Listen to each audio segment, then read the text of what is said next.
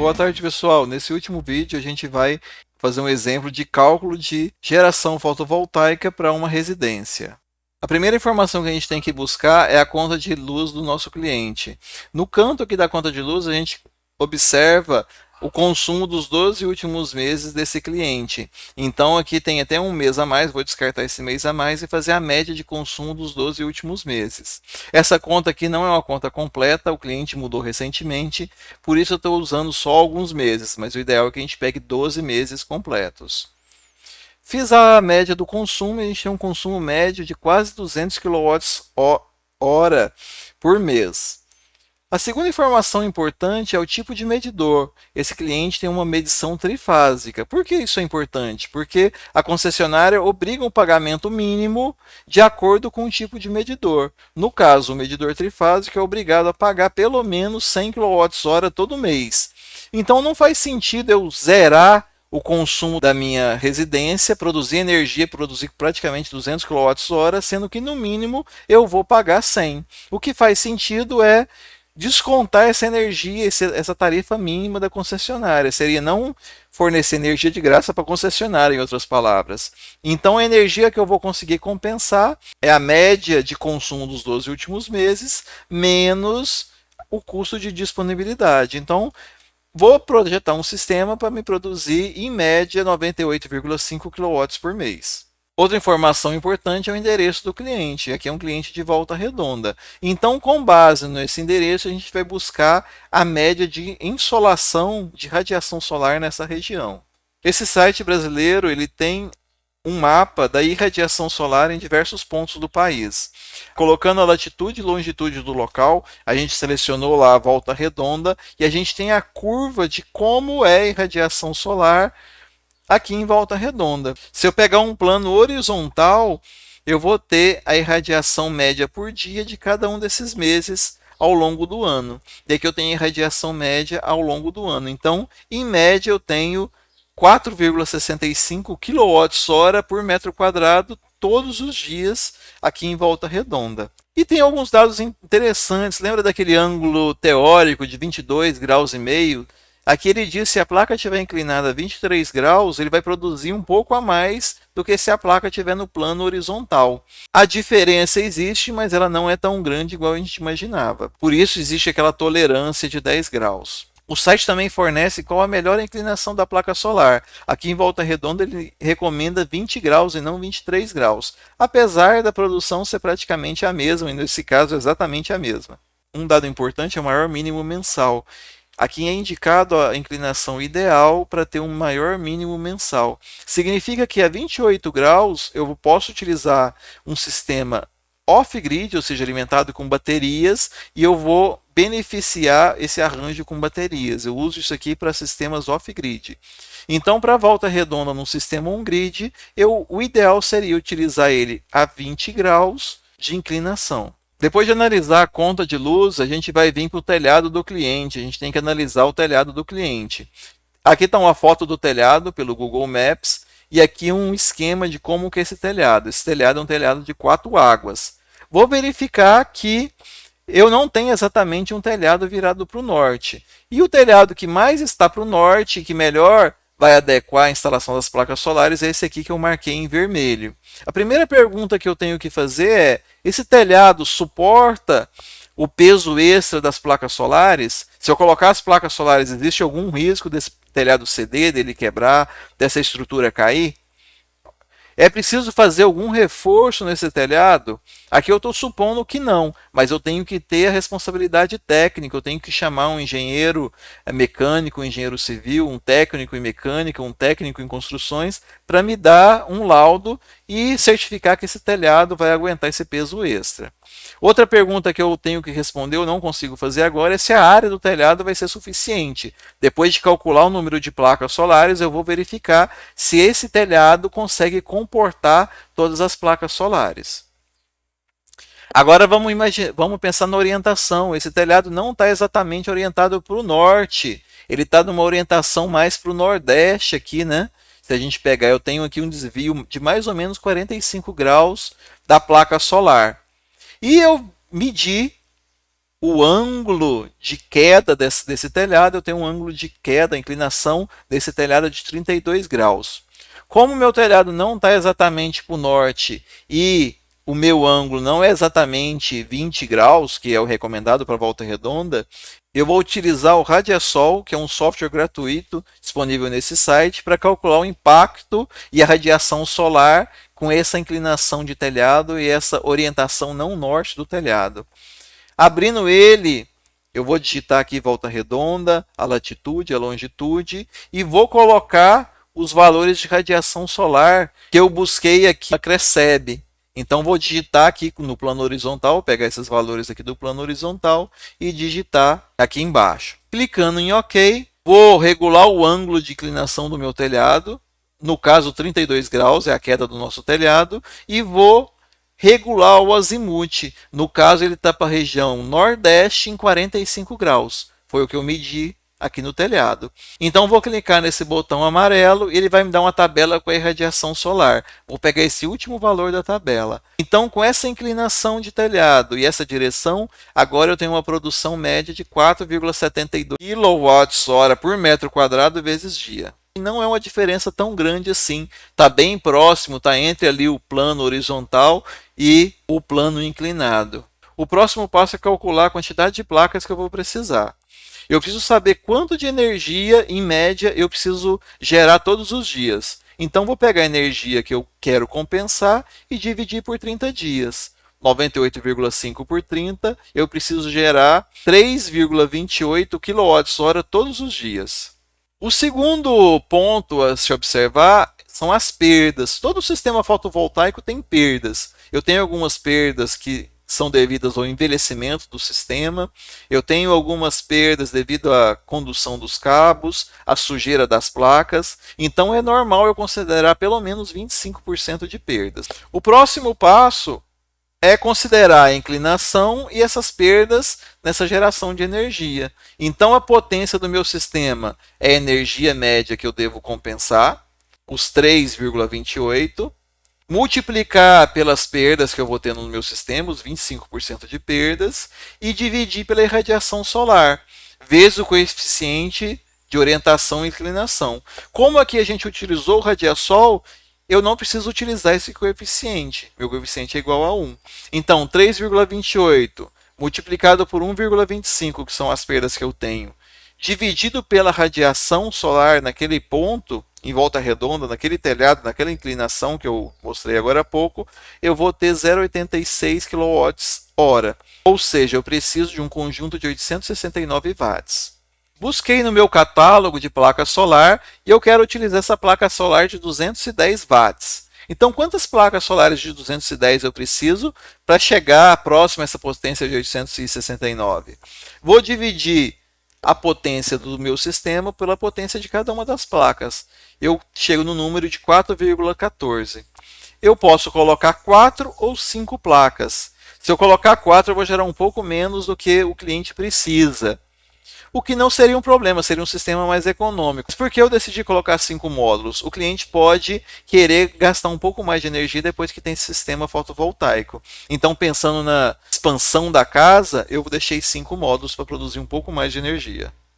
Como eu arranjo dessas 5 placas? Eu vou ligar, nesse caso aqui, as 5 placas em série. Então, vou ligar o negativo do inversor de frequência, vou chegar lá na primeira placa.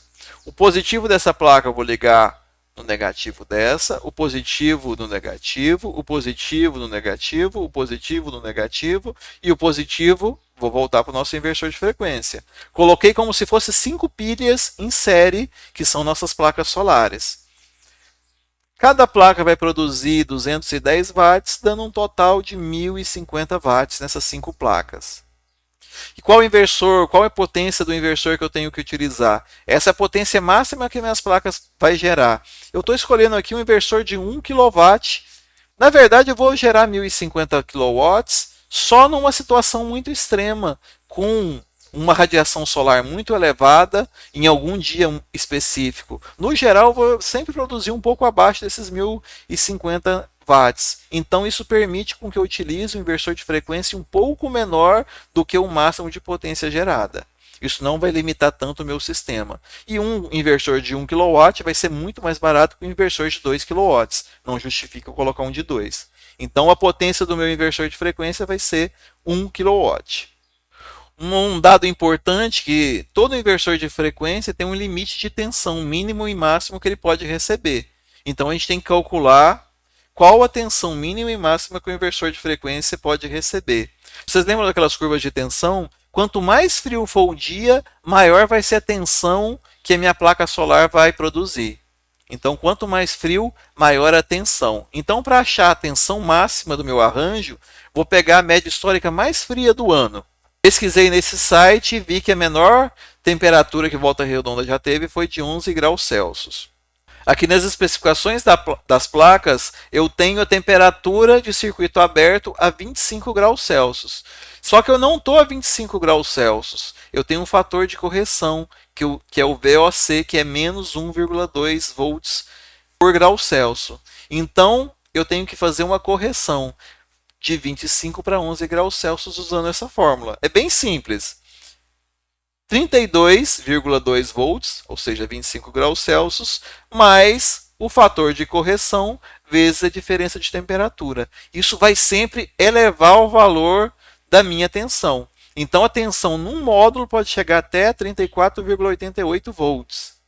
Se eu pegar 5 módulos em série, 5 vezes 34,88, a tensão máxima do meu arranjo pode chegar a 174,4 volts. Na sequência, seguindo a mesma lógica, eu tenho que achar a tensão mínima do meu arranjo. A tensão mínima vai ser quando o meu sistema estiver entregando minha potência máxima num dia muito quente. Nesse sentido, com a máxima potência do meu sistema, tá aqui máxima potência do sistema, ele está falando que o sistema vai entregar 26,6 volts. E admitindo que a temperatura máxima na face do meu módulo num dia muito quente, Rio 40 graus, e o módulo ligado, ou seja, a corrente elétrica vai subir essa temperatura ainda mais, a máxima temperatura do meu módulo pode chegar até 80 graus Celsius. Então, seguindo a mesma lógica, 26,6, isso é 25 graus, mais o fator de correção para 80 graus Celsius, eu vou ter uma tensão nesse módulo a quente que pode chegar a 20 volts. Multiplicado por 5, que são 5 módulos no meu arranjo, minha tensão mínima no arranjo vai ser de 100 volts. Então, o meu arranjo pode trabalhar entre 100 e 174 volts. Aqui está um inversor de frequência que eu escolhi. Ele tem uma faixa de tensão. Esse inversor de frequência ele opera entre 60 e 180 volts.